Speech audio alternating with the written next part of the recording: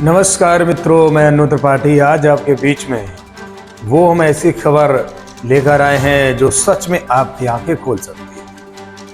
आज हम आपसे बात करेंगे महिलाओं को लेकर, आज हम बात करेंगे लड़कियों को लेकर, और ये जो चर्चा होगी ये कुछ यूनिक और ऐसी चर्चा होगी जो कहीं ना कहीं आपको बड़े से बड़े मामले में बचा सकती है। आज इस वीडियो को जब आप पूरा देखेंगे विस्तार से तो आपको एक सच दिखेगा। दूसरी तरफ मैं बात कर लेता हूं, ये हमारा परमानेंट एक जो नंबर है 884030 वाला, उस नंबर को हमने जारी किया है बीसी विभाग के लिए। लेकिन आजकल मैं देख रहा हूं कि ऑफिशियल नंबर पे ही बीसी विभाग के लोग फ़ोन कर रहे हैं। अरे भाई, मैं बिजनेस चलाऊं या बंद कर दूं? एक छोटा सा सवाल भाई, मैंने 884030 वाला नंबर जारी कर दिया, उस पर बहुत सारे फर्जी फ़ोन आने लगे तो मैंने अपना बंदा रख दिया उसको। अगर आपको यही बस पूछना है वेतन वृद्धि कब होगी, ये कब होगा, वो कब होगा, तो भाई आप बंदे से पूछिए। अगर कोई मेरे पास सूचना आएगी तो मैं उसे जारी कर दूंगा, बताएगा। नहीं आएगी तो कोई बात नहीं। लेकिन मेरा उद्देश्य ये है कि ऑफिशियल नंबर पे सुबह 7 बजे फ़ोन करना, 8 बजे फ़ोन करना, रात में फ़ोन करना, ये गलत बात है। मैंने एक नया अपना गेस्ट हाउस खोला, उसमें मैंने ऑफिशियल नंबर डाल दिया, अब उस पर उठा के आप लोग फ़ोन करने लगे।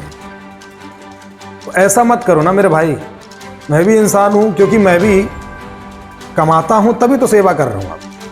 और जब आप लोग ही हमें को ऑफिशियल नंबर पर फ़ोन करते रहोगे तो आपके सारे चक्कर मैं समझूंगा कस्टमर है।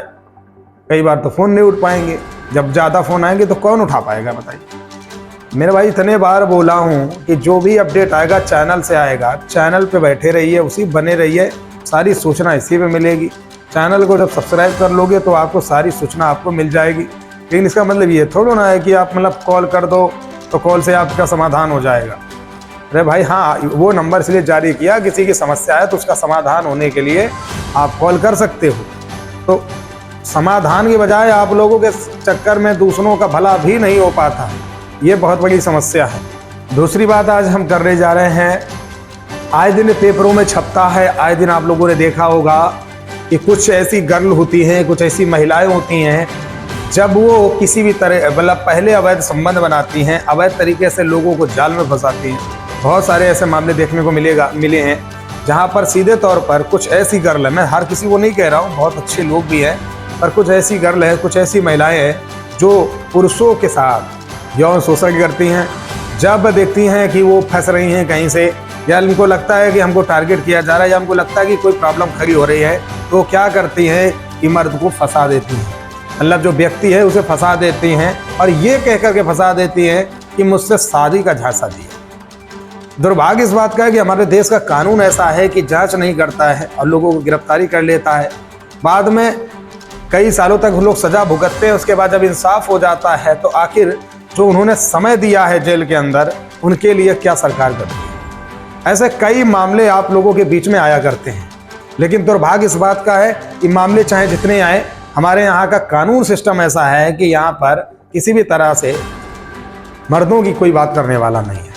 ऐसा आपके साथ भी हो सकता है, ऐसे आपके साथ हुआ भी होगा कि आप शरीफ हैं लेकिन आपके ऊपर 6 का मुकदमा लग गया होगा। आप किसी को टच कर दिए होंगे तो आपके ऊपर यौन शोषण का मुकदमा लग गया होगा। अब एक हाल का एक मामला आया है, कहा गया है कि गोरखपुर का पता नहीं लड़की है और लड़का कहाँ का है, दोनों की फेसबुक पे बात हुई, दोस्ती हुई। लड़की ने अपने बयान में कहा कि वो मुझे होटल ले गया, फलानी जगह ले गया, ढिमकानी जगह ले गया, और मुझे बोल रहा था कि मैं शादी करूँगा। अरे मूर्ख लड़की, तेरे को ये पता होना चाहिए कि दोस्ती करके तू शादी के सपने देख रही है और तू होटल में जा रही है, आईडी दे के रुक रही है, तो अपनी मर्जी से रुक रही है ना भाई। अगर मैं सपोज करो, आज के ज़माने में व्यक्ति अपने घर पे लोगों पे भरोसा नहीं करता, अपने रिश्तेदारों पे नहीं करता, और तुम अगर कर रही हो किसी पे भरोसा तो वो तुम जानो ना यार। लेकिन किसी के साथ रंगरलियां मनाने के बाद उसको आप फंसा दो, ये कोई अच्छी बात थोड़ी ना है। ऐसे कई मैं केस देखता हूँ, कई ऐसे देखे मैंने भाई, मेरे बहुत सारे ऐसे केस हुए हैं कि मतलब एक जगह एक बैंक में केस था, बैंक में ये केस था कि लड़की को नया नया ज्वाइन कराया गया। वो तो मेरे सामने की बात है, लड़की अच्छी थी, सुंदर थी, उस समय मैं गया था अपने काम से, वहाँ का मैनेजर, देखो मैं मानता हूँ कि कुछ लड़के भी होते हैं कि थोड़ा बहुत छेड़खानी करते हैं, लेकिन आपका ये मतलब नहीं है कि आप कुछ भी बोल दोगे किसी के बारे में, क्योंकि ये तो सीधे पुरुषों का हनन है, और पुरुषों का हनन ये वॉइस आपकी माफ करने वाला है नहीं, क्योंकि सदैव आवाज हम उठाते। तो उस मैनेजर ने सिर्फ उस लड़की को सामने, मतलब ड्यूटी जब वो करने लगी सामने बैठा करके उसने बस ऐसे ही कुछ बातें कर दी कि और बताओ आपकी लाइफ में क्या चल रहा है, लाइफ में कुछ आगे कुछ किया या नहीं किया, कोई BF है या नहीं, इस तरीके की बातें कर दी। उस लड़की ने क्या किया, जा करके सीधे हजरतगंज में मुकदमा डाल दिया कि हमको छेड़ दिया। अब यकीन नहीं मानोगे, मैनेजर साहब को इतने पापड़ बेलने पड़े हैं, इतना पैसा रुपया खर्चा करने के बाद वो अपने आप को बचा पाए, नौकरी बचा पाए। तो ये हालात हैं हमारे देश में। और उस लड़की ने पता क्या किया, 1 लाख रुपया लिया तब मुकदमा वापस लिया। ये तो धंधा बना दिया है लोगों ने। ऐसे एक और कांड हुआ था, एक लड़की और थी, वो किसी लड़के से अपना उसका सेटिंग रहा होगा, कुछ दिन के बाद में कई बार तो उसके बच्चे ठहर गए, उसका वो दवा से खत्म करती रही। इसके बाद जब, और उसको हमेशा लड़का ने पहले ही बोल दिया था कि मेरी शादी घर के मुताबिक होगी, आपसे नहीं हो सकती, लेकिन लड़की जिद कर रही थी, नहीं नहीं मुझे तो शादी आप ही से करनी है। पहली बात तो यार कास्ट की बात होती है, कास्ट भी तो देखो यार, कुछ समाज में सामाजिक चीजें हैं या नहीं है, और अगर ये सब करना ही है तो भाई पहले जाके कोर्ट मैरिज करो, रंगरलियां मनाओ, अयासी करो। लेकिन इसका मतलब ये थोड़ा ना होता है कि कुंवारे पे करो उसके बाद में मतलब किसी को फर्जी फंसा दो। उस लड़की ने क्या किया, उसके खिलाफ एक FIR डाल दी, भैया पूछताछ हुई, उसके बाद में मामला यहाँ तक पहुंचा कि 1.5 लाख रुपए का लड़की को दे दोगे तो मामला रफा दफा हो जाएगा। मतलब अपनी इज्जत बेच रहे हैं।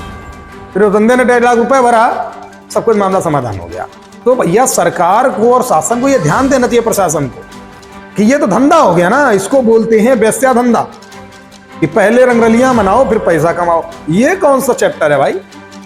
अब आप बताइए, मैं अगर कुछ गलत कह रहा हूं तो मुझे कमेंट कर सकते हो, लेकिन ऐसा आपके साथ भी होता होगा कि लड़कियों और महिलाओं को बढ़ावा देना ठीक है, लेकिन ये जो गलत तरीके की लड़कियां हैं इन पे शिकंजा क्यों नहीं सरकार कसती है, क्यों नहीं प्रशासन कसता है? ऐसी लड़कियों के खिलाफ सदैव अनु त्रिपाठी रहा है 10 साल से, और हमेशा रहेगा। अगर इस तरीके की लड़की अगर हमारे बीच में ऐसा कभी कुछ करने का प्रयास करे तो शायद वो अपने पैर पर कुल्हाड़ी मार रही है, समझ लीजिए आप। क्योंकि यार देखो, एक चीज जीवन में ध्यान रखो कि अगर आप दोनों के आपस में रजामंदी से कोई भी चीजें आपके बीच में अवैध संबंध चल रहे हैं ना, तो इसका मतलब ये नहीं है कि कल को आप फंस रहे हो तो उसको ले डूबो। एक अभी हाल में नया कहानी आपने सुना होगा कि हरियाणा साइड का एक वीडियो था कि सोशल मीडिया से दोस्ती हुई, लड़की आई, होटल बुक किया, अंदर गई, उसको जाल में फंसाया, मजे लिए, उसके बाद अपने गुंडे बुला करके उनके हाथ पैर कटवा डाले। ये कांड हो रहे हैं हमारे देश के अंदर। तो इन पर कभी रुख ना तो सरकार का जाता है और ना प्रशासन का जाता है। मैं यहाँ पर सिर्फ सच का आईना दिखा रहा हूं कि ये बहुत गलत समाज में हो रहा है, ये बंद होना चाहिए। मोदी जी के कार्यकाल 2014 में एक नियम पारित किया गया था कि पहले लोग क्या करते थे सिटी में कि कपल्स जो होते थे, यानी बॉयफ्रेंड और गर्लफ्रेंड, तो वो हमेशा पार्क में बैठते थे, कहीं रोड पे बैठ जाते थे, तो उससे समाज में प्रभाव पड़ता था गंदगी का। लेकिन सरकार ने नियम पारित किया, ओयो होटल्स को छूट दे दी कि 18+ बालिग लोगों को वो स्टे दे सकते हैं, रुकने की व्यवस्था दे सकते हैं, प्राइवेट कमरे में बैठ करके कपल्स बातचीत कर सकते हैं, मीटिंग कर सकते हैं। लेकिन उसके बाद भी कई बार ऐसे लफड़े देखने को मिले। जब ये बताइए लड़का लड़की ID देके जाते हैं तो भैया किस बात का कांड यार? भाई शासन प्रशासन को उससे ये सवाल करना चाहिए कि अगर आपको शादी का झांसा दिया था तो आप शुरुआत में जाकर के कोर्ट बनी है, वहां कोर्ट मैरिज कर लेते, वहां जाके कोर्ट मैरिज कर लेते, और अगर इतना ही ज्यादा तुमको अय्यासी चढ़ा था जाकर के मंदिर में विवाह कर लेते। लेकिन जब कोई कहीं से कोई ऑप्शन नहीं बनता है तो सीधे उठा के लड़कियों को फंसा देना, उसके बाद उससे मोटा पैसा कमा लेना, ये चल रहा है हमारे देश के अंदर। अब आप लोग बताइए, बंद होना चाहिए कि नहीं होना चाहिए? एक तरीके से देखा जाए तो पुरुषों के लिए तो कोई बोलने वाला ही नहीं है, मतलब कोई भी नहीं बोलने वाला है।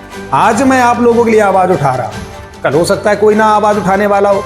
तो अगर ऐसी चीजें आपको समाज में लग रहा है गलत हो रही हैं तो भैया वीडियो को शेयर करके जन जन तक इस संदेश को जरूर पहुंचाएं, ताकि पुरुषों को भी सतर्कता मिले, ताकि उनको भी होशियारी मिले कि आपके हक और अधिकार के साथ ये होता है। महिलाओं का सदैव मैं सम्मान करता हूं, लेकिन इसका मतलब ये नहीं होता कि किसी भी आप पुरुष को फंसा देंगे। ऐसे कई मामले देखने को मिलेंगे। एक बार ऑटो चालक को एक लड़की आई और सूट दिया। मतलब यार लेडीज होने का फायदा उठाते हो यार। मर्द मतलब कुछ है ही नहीं क्या? मतलब जिसको पाया उसको ठोक दिया कि मैं लड़की हूं तो मैं बच जाऊंगी। ये हालात हैं देश के। अगर इस पर नहीं सुधार किया जाएगा तो आने वाले समय में मर्दों को गुलाम बनकर रहना पड़ेगा स्त्रियों का। मुझे तो ऐसा भविष्य दिख रहा है। और आज ऐसी कई स्त्रियां हैं जो सच में अपने पतियों को गुलाम समझती हैं, जबकि सबसे बड़ा महापाप है, याद रखना जीवन में। मैंने ऐसे पतियों को देखा है कि अब मैं क्या बताऊं कि अपनी बीवियों के कपड़े धुलते हैं, बेड पे नाश्ता देते हैं, बेड पे चाय पिलाते हैं। मतलब यार हो क्या रहा है इस समाज में, मुझे तो खुद नहीं समझ में आ रहा। ये अगर कोई स्त्री कर रही है तो वो सबसे बड़ा महापाप कर रही है। वो शायद अपने भविष्य को अंधकार में डाल रही है, क्योंकि इसका रिजल्ट ईश्वर आपको सदैव देता है, लेकिन फिर भी आंखें नहीं खोल रही। कई बार तो ऐसा होता है कि पति कमा रहा है, रात दिन मेहनत कर रहा है, जब तब कर रहा है, लेकिन पत्नी को उंगली करने की आदत होगी। उसे उंगली करना है तो मतलब करना है, ताकि पति इतना पागल हो जाए कि मुझे अय्यासी करने का समय मिलता रहे। ऐसे कई भैया ऐसी चीजें मैं देखता हूं, मैं चीजों को समझता हूं। कई बार ऐसे पुरुषों के साथ जो ज्यादती होती है वो बंद होनी चाहिए। और ये जो छेड़छाड़ दुनिया की चीजें लगाती हैं ना लड़कियां, इससे एक सवाल करना चाहिए कि 3 साल 4 साल जब तुम इधर उधर होटलों में जाती रही तो क्या पुलिस ने बोला था जाने के लिए, कि तुम्हारे घर वालों ने बोला था, या कोर्ट ने बोला था, या शासन ने बोला था? मुझे ये बता दीजिए। ये ऐसे सवाल क्यों नहीं करते हैं प्रशासन के लिए? इसके अलावा दूसरा सवाल ये करना चाहिए, जब आप बालिग थे तो आपने शादी क्यों नहीं की? 3 साल क्यों? मतलब ये कहावत है ना कि कहते हैं ना कि मतलब यार ऐसा शब्द यूज नहीं करूंगा कि क्या तुम पोटी खाती हो, कि तुम्हें अकल नहीं है बिल्कुल, कि 3-3 साल 4-4 साल अवैध संबंध बना रही हो, तुम्हें इतना भी पता नहीं है कि आजकल क्या होता है। तुम तो एकदम ऐसे नादान बन जाते हो, लगता है कि तुमको तो कुछ आता ही नहीं, सब मर्दों ने तुम्हारे साथ गलत कर दिया। बिना रजामंदी आप बताइए कि कौन आदमी या किसी लेडीज को छू लेगा? ये बताइए, छोटी सी बात बताइए। और अगर उसकी रजामंदी से अगर किसी ने उसके साथ अगर मान लो उनका प्रेम या प्यार जो भी रहा 2 साल 3 साल पुराना है, तो भैया इस पे क्यों मतलब कानूनी कार्रवाई की जाती है? उस पर जांच पड़ताल पहले करिए, बाद में गिरफ्तारी करिए, क्योंकि कई बार निर्दोष फंस जाते हैं। हाँ, जो लोग गलत करते हैं, रोड पे खड़े होकर महिलाओं का सम्मान नहीं करते, छेड़छाड़ करते या गलत एक्टिविटी करते, उनके खिलाफ हूं मैं। उस पर कार्रवाई होनी चाहिए, नहीं करना चाहिए। लेकिन जो लिविंग रिलेशन में साल 2 साल 3 साल रह रहा है तो उसकी भी तो जांच पड़ताल होनी चाहिए ना, लेकिन ऐसा नहीं होता है। तो आज जो चीजें मैंने आपको बताई हैं, आप ईमानदारी से बताइए क्या आपके साथ भी ऐसा होता है? अगर ऐसा होता है तो कमेंट करना कि आपको लगता है कि मैंने जो मुहिम ये छेड़ रहा हूं अच्छा है या बुरा है, या मैंने जो बातें रखी है गलत कह रहा हूं या सही कह रहा हूं। आप सोचिए कि मर्द कितना मेहनत करते, पता है आपको, लेकिन स्त्रियों को नहीं पता है कि कितना मेहनत करते। एक चीज समझो पहले, मैं मानता हूं कि देखिए स्त्री का दर्जा इसलिए होता है कि भाई वो 9 माह बच्चे को पालती है, इसलिए उसका नाम होता है, लेकिन पति भी तो पूरा जीवन भर पालता है, पूरे जीवन भर पूरे परिवार को चलाता है। उसकी क्यों इज्जत इतनी नहीं होती है? हाँ, कुछ पत्नियां करती हैं लेकिन कुछ नहीं करती। क्यों? या तो शादी मत करो फिर, अगर यही सब करना है। तो आज के सवाल कैसे लगे हमें कमेंट करके जरूर बताना। फिर मिलते हैं नेक्स्ट वीडियो में। धन्यवाद, नमस्कार, जय हिंद, जय भारत। ऐसी सूचना प्राप्त करने के लिए सदैव हम आप तक पहुंचाएंगे, गांव गांव और घर घर।